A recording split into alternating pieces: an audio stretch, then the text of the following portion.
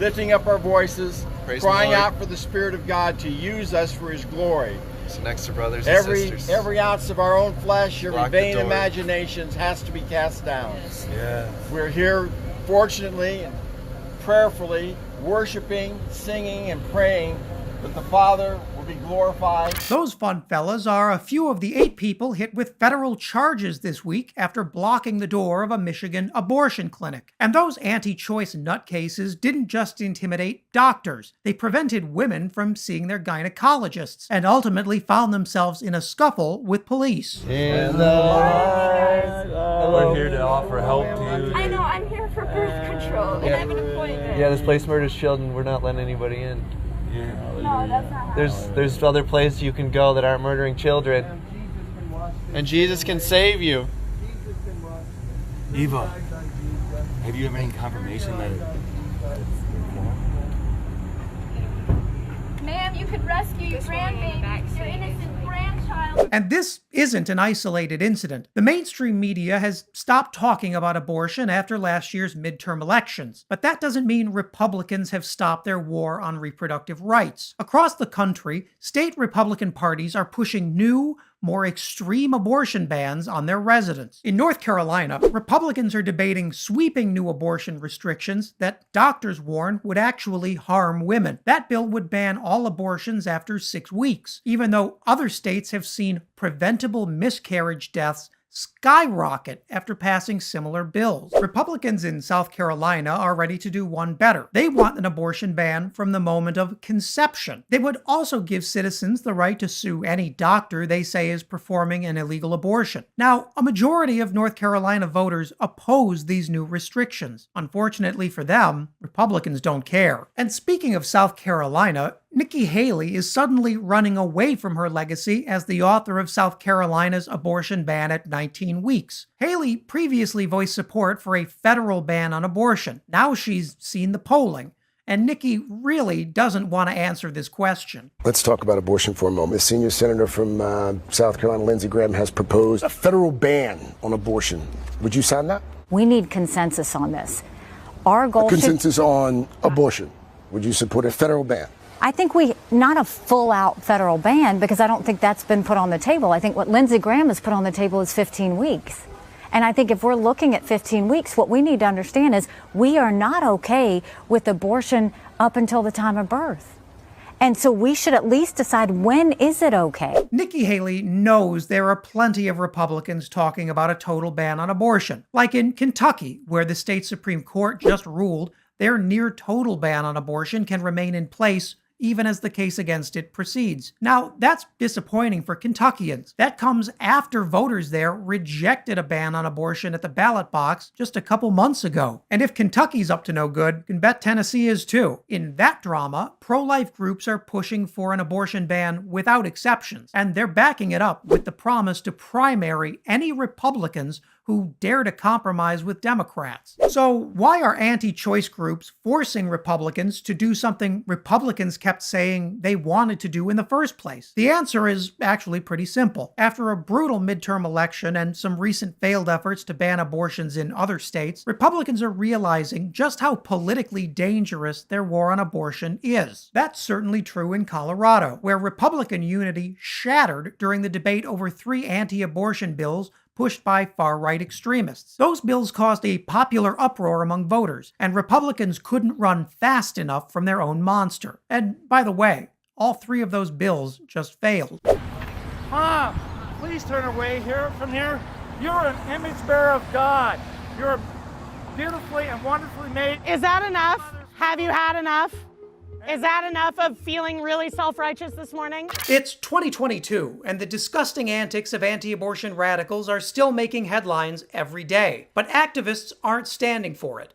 They're making sure the world sees just how crazy the anti-abortion right really is. Man, They don't want to talk to you. man, your child is supposed to be loved for and cared for. They don't want to talk to you. I already Man, helped please them, don't go dude. in there, Bro, Mama. leave them alone. You're a mother today, tomorrow. Dude, leave them alone. Whether you feel They don't like you're wanna going to talk be to loved for or cared for. They don't want to talk to you. Your child is loved and cared for.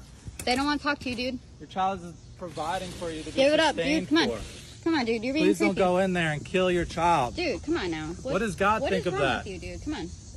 Would you consider yourself Christian? Cut it out. Across the country, TikTok users like the Clinic Defender are using their platforms to poke holes in the right's Christian totalitarianism, including attempts to intimidate or threaten women on the toughest day of their lives. And they're finding support from an unlikely place: former anti-abortion activists who now regret their actions. Okay, kids, that wraps up our lesson on Adam and Eve. Any questions? Was the talking snake real? Yes, the talking snake was real because we believe the Bible is God's literal words. We take it literally. What about Jubilee and Deuteronomy? Oh, how do you know about that? It's said to cancel and forgive debts every 7 years. So we don't take everything literal. So that's talking about spiritual, metaphorical debts, okay? Like, we don't just forgive financial debts. Wouldn't Jesus want us to love and care for our neighbor? Yes, Jesus does ask us to care for those and to love our neighbor, but Jesus can't make me, right? Like the government, you can't make me care for people. That's the difference. That was April LaJoy, an ex-conservative and host of the Evangelicalish podcast. She's made headlines for rejecting exactly the kind of extremism we just saw. April's TikToks break down the evangelical movement and provide insights into what makes the far right so deeply anti-choice. LaJoy and the abortion clinic escorts we saw earlier are flipping the script on religious extremists by using social media to undercut their message. That's because these activists understand that the best way to neutralize the movement is to let them speak for themselves. As it turns out, the far right is excellent at turning people against their cause, and April isn't alone. Evangelical Christian groups have rallied to limit access to abortion for years, but it wasn't always a political issue for them. Enter Francis Schaeffer, an evangelical scholar whose son Frank encouraged him to campaign against Roe v. Wade with Christian literature and movies that they were producing. It is an extraordinary story, for without the Schaeffers, this culture war might not have been so fired up. Any student of the Christian right knows Frank Schaeffer. He was the brains behind propaganda videos that helped launch the modern Christian right. He was known as one of America's most aggressive anti-abortion crusaders. Now Schaeffer is making headlines after apologizing for his involvement in what he calls the right's anti-family movement. And while it can be hard to forgive Schaeffer for the generations of Americans that he traumatized, he's certainly serious about making amends. Schaeffer has spent years pushing back against politicized religion, and nobody knows the inner workings of the Christian right as well as Schaeffer, who literally wrote the book on how to radicalize the issue of abortion. I'm correct in assuming, because we stated it, that you are now very regretful of your role in this movement.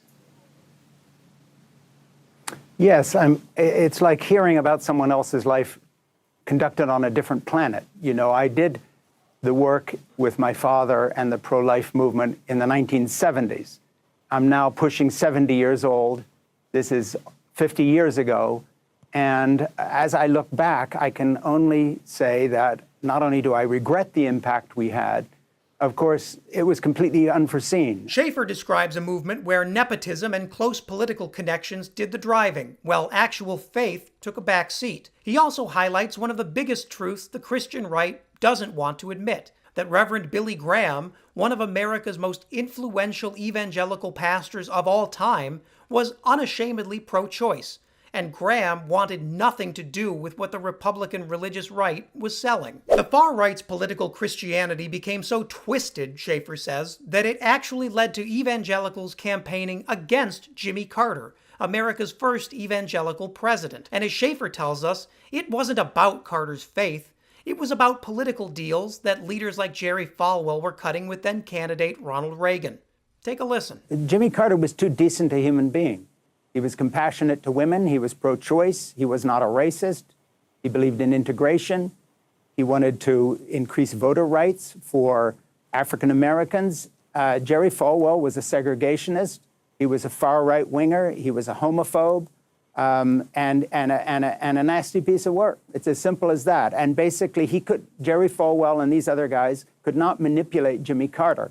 He was an evangelical Christian and a Bible teacher, literally, in Sunday school, but he was, in their view, the wrong kind of Christian because they had already so politicized their vision of the gospel that they were far more interested in the politics than they were in, if you want to put it in evangelical terms, sharing the love of Jesus. If all this sounds familiar, it's because the evangelical right made the same dirty deal with Donald Trump.